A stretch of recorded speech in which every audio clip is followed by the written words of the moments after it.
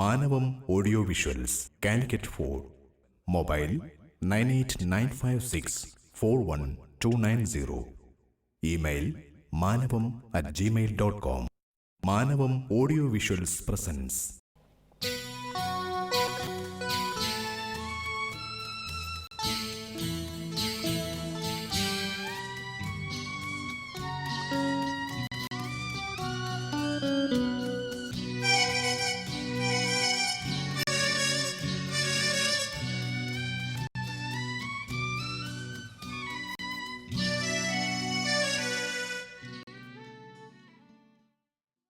വാക്കുകളാൽ വിസ്മയമൊരുക്കുന്ന വാഗ്മി നമ്മുടെ വിശിഷ്ടാതിഥി ശ്രീ അബ്ദുൽ സമദ് സമദാനി സദസ്സിനെ അഭിസംബോധന ചെയ്യുന്നു.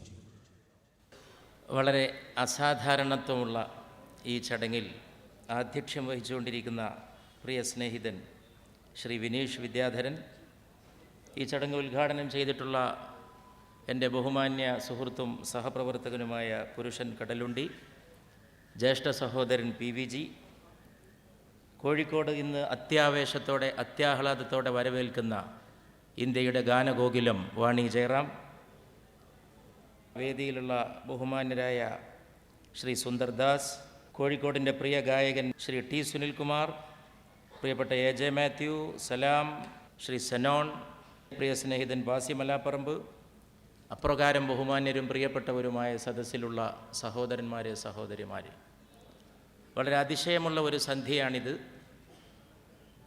20 വർഷങ്ങൾക്ക് ശേഷമാണ് എൻ്റെ അറിവിൽ വാണി ജയറാം കോഴിക്കോട്ട് വരുന്നത്. ദീർഘമായ ഒരു കാലയളവിന് ശേഷം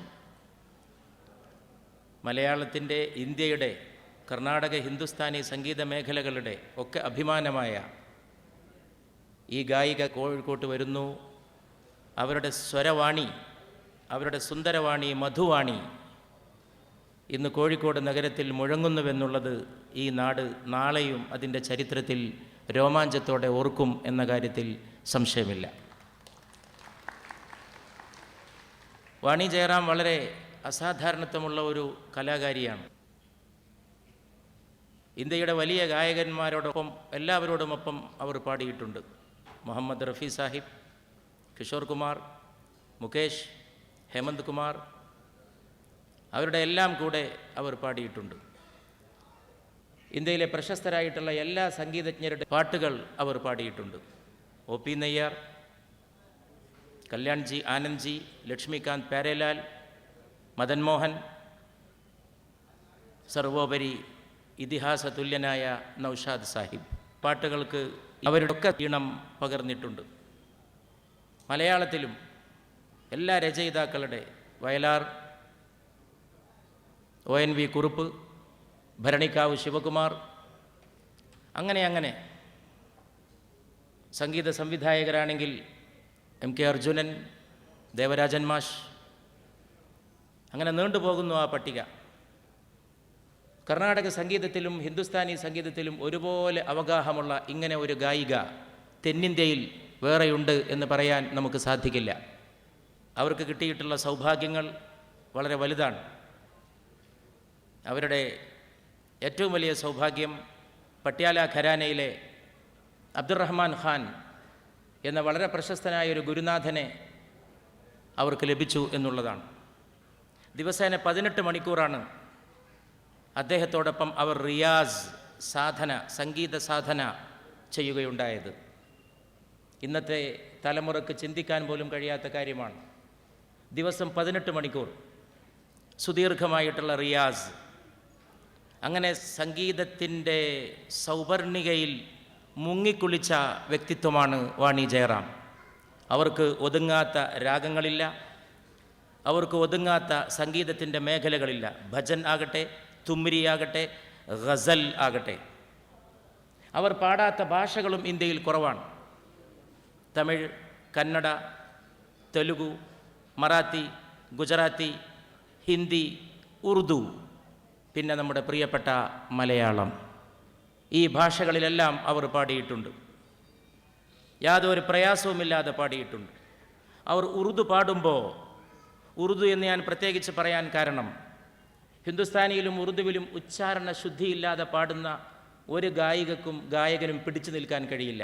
വാണി ജയറാം വലിയ ഗായകരോടൊപ്പം ഹിന്ദുസ്ഥാനി ആലപിക്കുമ്പോൾ സ്വരശുദ്ധി, ഉച്ചാരണശുദ്ധി സൂക്ഷ്മമായി നിഷ്ഠയോടെ പാലിച്ചുകൊണ്ടാണ് അവർ പാടിയിട്ടുള്ളത്.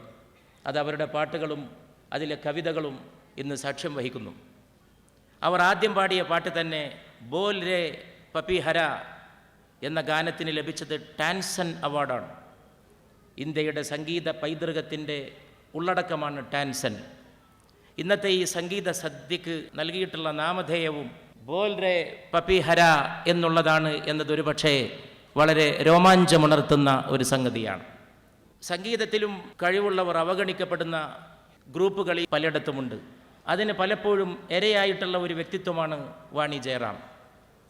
പക്ഷേ അതുകൊണ്ടൊന്നും ചിറകെട്ടി നിർത്താൻ കഴിയാതെ അവരുടെ സ്വരസിന്ധു അതിനെ തട്ടിത്തകർത്ത് പ്രവഹിച്ചു എന്നുള്ളതാണ് അവരുടെ ജീവിത ചരിത്രം നമ്മെ ബോധ്യപ്പെടുത്തുന്നത്.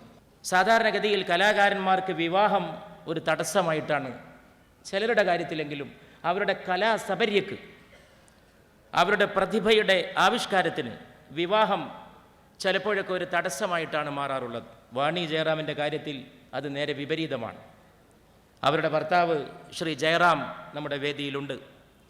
ജയറാമാണ് വാണി ജയറാമിനെ ബോംബെയിലേക്ക് കൊണ്ടുപോയി ഹിന്ദുസ്ഥാനി സംഗീതവുമായിട്ട് ബന്ധപ്പെടുത്തുന്നത്. അതിനുമുമ്പ് അവർ കർണാടക സംഗീതത്തിൻ്റെ അവഗാഹമുള്ള ഗായികയായിരുന്നു. പക്ഷെ ബോംബെയിൽ അവർ ഒരു പുതിയ ജീവിതം കണ്ടെത്തി. വസന്ത് ദേശായിയെ പോലുള്ള വലിയ കലാകാരന്മാരുടെ ശ്രദ്ധക്ക് അവർ പാത്രമായി. അങ്ങനെയാണ് ഞാൻ നേരത്തെ സൂചിപ്പിച്ച പോലെ ഹിന്ദുസ്ഥാനിയിലെ വലിയ ഗായകരോടൊപ്പം, വലിയ സംഗീത സംവിധായകരോടൊപ്പം പ്രവർത്തിക്കാനും പാടാനും വാണി ജയറാമിന് അവസരമുണ്ടായിട്ടുള്ളത്. ഈ ഗായിക അവർ മലയാളം പാടുമ്പോൾ അവർ മലയാളിയല്ല, പക്ഷെ കേരളത്തിൻ്റെ ഒരു സൗഭാഗ്യം, കേരളത്തിൻ്റെ ഒരു ആതിഥ്യവും, കേരളം വലിയ ഗായകന്മാരെ പുറത്തുനിന്ന് സ്വീകരിക്കുന്നതിൽ ഒരു പിശുക്ക് കാട്ടാത്ത ജനമാണ്, സമൂഹമാണ് എന്നുള്ളതാണ്. നമ്മുടെ അറിയപ്പെടുന്ന ഗായികമാർ പലരും മലയാളികളല്ല. പക്ഷെ അതോടൊപ്പം ഒരു കാര്യം പറയാതെ വയ്യ, വാണി ജയറാം എന്ന ഈ പ്രതിഭാധനയായ ഗായികയോട് കേരളം ഒരു സംസ്ഥാനമെന്ന നിലയിൽ നന്ദി കാണിച്ചു എന്ന് പറയാൻ കഴിയില്ല. 3 തവണ ദേശീയ അവാർഡ് ലഭിക്കുകയും ആന്ധ്രാപ്രദേശ്, തമിഴ്നാട്, ഒറീസ എന്നീ സംസ്ഥാനങ്ങളുടെ എല്ലാം സംസ്ഥാന അവാർഡുകൾ പലതവണ ലഭിക്കുകയും ചെയ്ത വാണി ജയറാമിന് 100 കണക്കിന് ഹിറ്റുകൾ അവർ പകർന്ന മലയാളത്തിൽ കേരള സർക്കാരിൻ്റെ ഒരു സംസ്ഥാന അവാർഡ് ലഭിച്ചില്ല എന്നുള്ളത് അവരുടെ കുറ്റമല്ല, കേരളീയർ ഒന്നടങ്കം ഏറ്റെടുക്കേണ്ട കുറ്റമാണ് എന്നിവിടെ ഏറ്റുപറയാൻ ഞാൻ ഈ അവസരത്തിൽ ആഗ്രഹിക്കുകയാണ്. ഒരുപക്ഷെ അതിൻ്റെ കടം വീട്ടലുകളിൽപ്പെട്ട ഒരു ഒന്നാന്തരം ചടങ്ങാണ് നവതരംഗിലെ സുഹൃത്തുക്കൾ ഇവിടെ സംഘടിപ്പിച്ചിട്ടുള്ളത്. 1000 അവാർഡുകളേക്കാൾ വലുതാണ് ഇങ്ങനെയുള്ള ഒരു സഹൃദയ സദസ്സിൻ്റെ ആദരം എന്ന് മനസ്സിലാക്കുന്ന കലാകാരിയാണ്, ഗായികയാണ് ശ്രീമതി വാണി ജയറാം.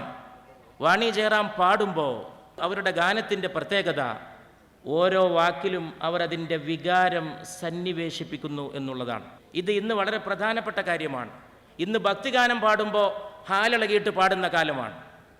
പാടുന്നത് ഭക്തിഗാനമാകും, പക്ഷെ പാടുന്ന ഗായികയുടെ ആ ഒരു ചേഷ്ടകൾ, അംഗപ്രത്യംഗഭാവം അത് കണ്ടാൽ വല്ല ക്യാബറെ പാടുകയാണോ എന്ന് തോന്നിപ്പോകും. അത്രമാത്രം പാടുന്ന ഗാനവും പാട്ടുകാരനും പാട്ടുകാരിയും തമ്മിലുള്ള ഒരു വലിയ വിടവ് നിലനിൽക്കുന്ന കാലമാണ്. വാണി ജയറാം കിളിയേ കിളിയേ എന്ന് പാടുകയാണെങ്കിൽ കിളിയോട് സല്ലപിക്കുന്ന ഒരു ഗ്രാമീണ പെൺകൊടി നമ്മുടെ മനസ്സിലേക്ക് ഓടിയെത്തുന്നു. വാണി ജയറാം നാടൻ പാട്ടിലെ മൈന എന്ന് പാടുമ്പോൾ ഒരു ഗൃഹാതുരത്വമുള്ള ഗ്രാമീണ ജീവിതത്തിലേക്ക് നാം അറിയാതെ യാത്ര പോകുന്നു. മറഞ്ഞിരുന്നാലും നീ എൻ്റെ മനസ്സിലുണ്ട് എന്ന് വാണി ജയറാം പാടുമ്പോൾ, തേടി തേടി ഞാൻ അലഞ്ഞു എന്ന് വാണി ജയറാം പാടുമ്പോൾ, ആ പാട്ടിൽ തേട്ടത്തിൻ്റെ, സ്നേഹത്തിൻ്റെ എല്ലാ അന്വേഷണങ്ങളും നമുക്ക് കണ്ടെത്താൻ കഴിയുന്നു. ഒരുപക്ഷെ ഇന്നോളം ഉണ്ടായിട്ടുള്ള ഏറ്റവും നല്ല മാപ്പിളപ്പാട്ടുകൾ 10 എടുത്താൽ അതിൽ എഴുതി വെക്കേണ്ട നാദാപുരം പള്ളിയിലെ ചന്ദനക്കുടത്തിന് എന്ന ഗാനം, അത് വാണി ജയറാം പാടുമ്പോൾ നമ്മുടെ വടക്കൻ പാട്ടുകളുടെ ഒരു ചരിത്രം തന്നെ, കോഴിക്കോട് ജില്ലയുടെയും കണ്ണൂർ ജില്ലയുടെയും പ്രദേശങ്ങൾ ചേർന്ന് കിടക്കുന്ന വടക്കൻ പാട്ടിൻ്റെ ഇതിഹാസ ഭൂമി വാണിജിയുടെ സ്വരത്തിലൂടെ ആ ചരിത്രം തന്നെ നമ്മുടെ മനസ്സിലേക്ക് കടന്നു വരുന്നു. മാവിൻ്റെ കൊമ്പിലിരുന്നൊരു മൈന വിളിച്ചു എന്ന് വാണി ജയറാം പാടുമ്പോൾ അക്ഷരാർത്ഥത്തിൽ മാവിൻ കൊമ്പത്തിരുന്നൊരു മൈന പാടുന്ന പോലെ നമുക്ക് അനുഭവപ്പെടുന്നു. പിന്നെ പാട്ടിൽ സാധാരണ ഹമ്മിങ്, ഒരു മൂളക്കം പോലും പാട്ടാക്കാൻ കഴിയുന്ന ഗായികയാണ് വാണി ജയറാം. വാണി ജയറാം ഒന്ന് മൂളിയാൽ അത് ഒന്നാം തരം സംഗീത സാന്ദ്രമായ ഒരു നിമിഷത്തിൻ്റെ സൃഷ്ടിയായിട്ട് ഭവിക്കും. അവസാനമായിട്ട് ഞാൻ ചോദിച്ചോട്ടെ, എന്തുകൊണ്ടാണ് വാണി ജയറാം, എന്തുകൊണ്ടാണ് വാണിജിയെപ്പോലുള്ളവർ ആദരിക്കപ്പെടുന്നതും അവരിലേക്ക് സമൂഹം തിരിയുന്നതും? ഒരു സംശയവും വേണ്ട, പുതിയ ഗാനങ്ങളോടുള്ള മടുപ്പും പുതിയ മസാലകളോടുള്ള അനാഭിമുഖ്യവും സംഗീതത്തെ നശിപ്പിക്കുന്ന പുതിയ പ്രവണതകളോടുള്ള പ്രതിഷേധവുമാണ് അവരോടുള്ള ബഹുമാനത്തിലൂടെ നമുക്ക് പ്രകടിപ്പിക്കാനുള്ളത്, നമ്മൾ പ്രകടിപ്പിച്ചുകൊണ്ടിരിക്കുന്നത്. ചില ആളുകളൊക്കെ പുതിയ പാട്ടുകൾ ഇറങ്ങി എന്ന് എന്നോട് പറയുമ്പോൾ ഞാൻ ആരോട് ഇങ്ങനെ കാണിച്ചു കൊടുക്കും, ഒരു 3 മാസത്തെ ആയുസ്, അതിലേറെയുള്ള ആയുസ് പുതിയ പാട്ടുകൾക്കില്ല. കലയുടെ ഏറ്റവും വലിയ ഭാവം അതിൻ്റെ ശാശ്വതികത്വമാണ്, ഇമ്മോർട്ടാലിറ്റിയാണ്. അതാണ് ആർട്ട് എന്ന് പറയുന്നതിൻ്റെ ഏറ്റവും വലിയ പ്രത്യേകത. വാണി ജയറാം പാടിയിട്ട് പതിറ്റാണ്ടുകൾ കഴിഞ്ഞിരിക്കുന്നു. റഫി സാഹിബിൻ്റെ പാട്ട് ഇപ്പോൾ കോഴിക്കോട്ട് അങ്ങാടിയിൽ മുഴങ്ങിയാൽ പച്ചക്കറി വിൽക്കുന്നവൻ തരിച്ചു നിൽക്കും, മീൻ മാർക്കറ്റിലെ പാവപ്പെട്ട മീൻ വ്യാപാരിയും കോരിത്തരിച്ചു നിൽക്കും. അങ്ങനെ ഏത് തലമുറകളെയും സ്വാധീനിക്കാൻ കഴിയുന്ന ഗാനങ്ങളാണ് അന്ന് ഉണ്ടായിരുന്നത്. വാണി ജയറാമിനെ നാം അഭിവാദ്യം ചെയ്യുന്നു. ദീർഘകാലം അവർ ആയുസ്സോടെ ഇരിക്കട്ടെ, അവർ ഇനിയും ധാരാളമായിട്ട് പാടട്ടെ. അവർക്ക് അഭിമാനിക്കാൻ കഴിയുന്നത്, അവരുടെ ആസ്വാദക വൃന്ദത്തിനും അഭിമാനിക്കാൻ കഴിയുന്ന ഒരു സംഗതി, അവരുടെ സ്വരത്തിന് ഒരു ചെറിയ ക്ഷീണം പോലും സംഭവിച്ചിട്ടില്ല എന്നുള്ളതാണ്. ആ പഴയ പോലെ, ആ പഴയ യൗവനം പോലെ അവരുടെ സ്വരഗംഗ ഇന്നും ഒഴുകിക്കൊണ്ടിരിക്കുന്നുവെന്നത് വളരെ അഭിമാനകരമായിട്ടുള്ള കാര്യമാണ്. ഒരു വർഷം മുമ്പ് തൃശ്ശൂരിൽ ഒരു ചടങ്ങിൽ വെച്ച് ഞാൻ വാണിജിയുടെ കൂടെ ഒരു പരിപാടിയിൽ പങ്കെടുക്കുകയുണ്ടായി. അന്ന് അവർ ചെയ്ത പ്രസംഗം ഒരു ഗായികയുടെ പ്രസംഗമായിരുന്നില്ല, സംഗീതത്തിൻ്റെ ആഴങ്ങളിൽ യാത്ര ചെയ്ത അതിൽ പാണ്ഡിത്യമുള്ള ഒരു പണ്ഡിതയുടെ പ്രസംഗമായിരുന്നു. അതുകൊണ്ട് അറിവുള്ള ഒരു ഗായികയാണ് വാണി ജയറാമിലൂടെ നമ്മൾ കാണുന്നത്. വാണി ജയറാമിനെ കോകിലം എന്ന് വിശേഷിപ്പിച്ചിട്ടുണ്ട്, സംഗീതത്തിൻ്റെ ഏറ്റവും വലിയ കുയിൽ എന്ന് വിശേഷിപ്പിച്ചിട്ടുണ്ട്, വാനമ്പാടി എന്ന് വിശേഷിപ്പിച്ചിട്ടുണ്ട്. ഞാൻ അവരെ ഇന്ത്യ രാജ്യത്തിൻ്റെ ഏറ്റവും സുന്ദരമായ വാണി, പേരിൽ തന്നെ വാണി എന്നുള്ളത് അവർക്ക് സൗഭാഗ്യമായി ലഭിച്ചിട്ടുള്ളതാണ്. സ്വരസിന്ധുവായി ഈ സുന്ദരവാണി, മധുവാണി ഇനിയും ഒഴുകട്ടെ, ഹൃദയങ്ങളിൽ സാന്ത്വനം പകരട്ടെ എന്ന് ആശംസിച്ചുകൊണ്ട് അവർക്കെല്ലാവിധ അനുമോദനങ്ങളും അർപ്പിച്ചുകൊണ്ട് യുവതരംഗക്കും സുനിലിനും ഇതിൻ്റെ സംഘാടകർക്കും ഇങ്ങനെ ഒരു മനോഹരമായ അവസരം നമുക്ക് ഒരുക്കിത്തന്നതിൻ്റെ പേരിൽ വാണി ജയറാമിനെ പോലെ വലിയ ഒരു കലാകാരിയെ പതിറ്റാണ്ടുകൾക്ക് ശേഷം കോഴിക്കോട് നഗരത്തിന് ആതിഥ്യമരുളാൻ അവസരമൊരുക്കിയതിൻ്റെ പേരിൽ അവരെ പ്രത്യേകം അഭിനന്ദിച്ചുകൊണ്ടും എൻ്റെ വാക്കുകൾ അവസാനിക്കും.